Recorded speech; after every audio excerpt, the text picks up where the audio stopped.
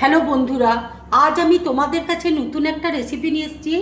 আজ আমি আলু আর মটরশুঁটি দিয়ে তরকারি করে তোমাদেরকে দেখাবো।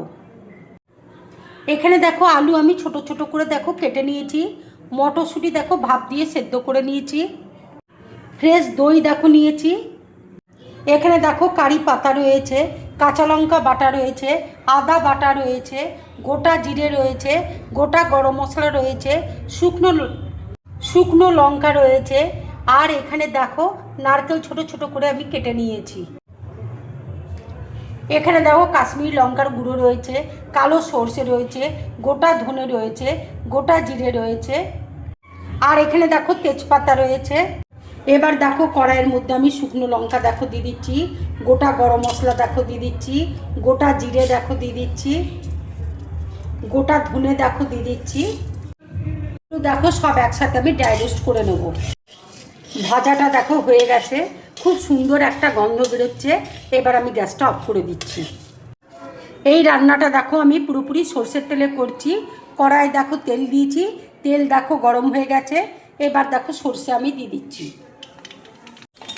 গোটা জিরে দেখো দিয়ে দিচ্ছি, তেজপাতা দেখো দিয়ে দিচ্ছি,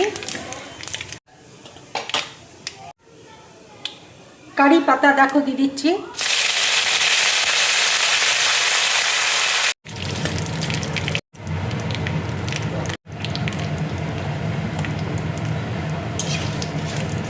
হিং দেখো দিয়ে দিচ্ছি, নারকেল দেখো দিয়ে দিচ্ছি,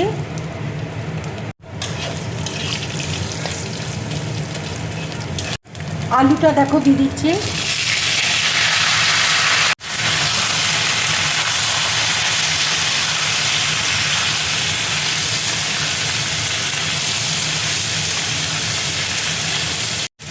আন্দাজ মতো দেখো নুন দিয়ে দিচ্ছি,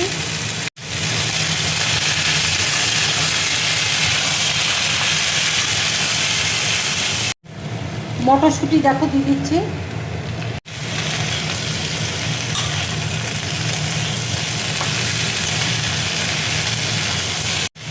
হলুদ দেখো দিয়ে দিচ্ছি,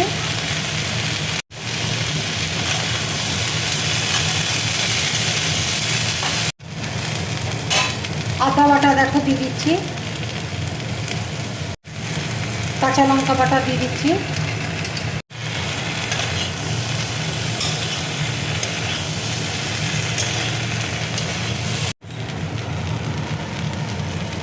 দই দেখো ফেটিয়ে রেখেছি, দইটা আমি দিয়ে দিচ্ছি,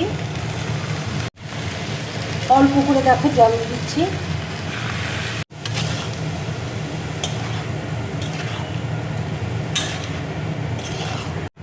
কাশ্মীরি লঙ্কার গুঁড়ো দেখো দিয়ে দিচ্ছি,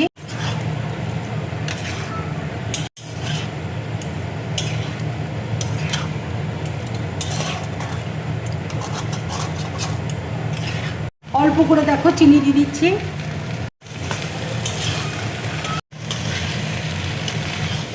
মশলাটা দেখো ভালো করে কষিয়ে নেব। মশলাটা দেখো কষানো হয়ে গেছে। এবার আমি অল্প করে দেখো জল দিয়ে দিচ্ছি।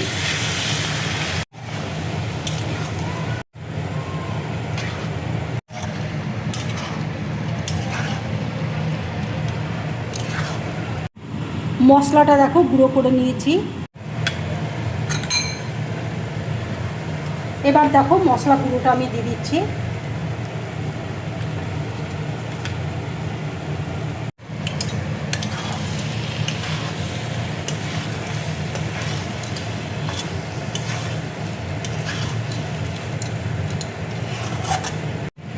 এইভাবে আলুর তরকারি করে তোমরা রুটি, পরোটা, নান, লুচির সাথে খাবে, খুব ভালো লাগবে খেতে। এবার দেখো ধনেপাতা কুচি দিয়ে দিচ্ছি।